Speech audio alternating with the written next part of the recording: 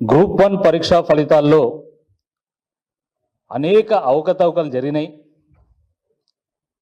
ఇందులో ఏదో గందరగోళం ఉన్నది, అంతా గోల్మాల్గా ఉన్నది, మాకు అన్యాయం జరిగిందని చెప్పి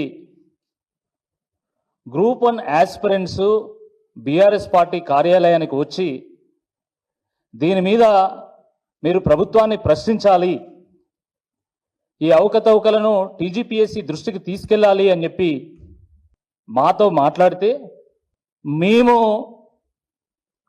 గ్రూప్ 1 పరీక్ష అభ్యర్థులకు అన్యాయం జరిగిందని పూర్తి ఆధారాలతోనే ఒక ప్రాపర్ డేటా అనాలిసిస్తోని సహేతుకమైనటువంటి ఒక విశ్లేషణతోని మేము జరిగిన అవకతవకలను ప్రభుత్వం దృష్టికి తీసుకెళ్లేటువంటి ప్రయత్నం చేస్తే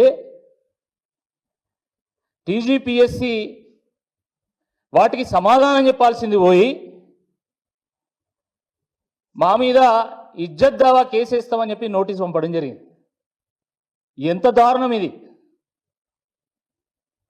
ఒక పబ్లిక్ సర్వీస్ కమిషన్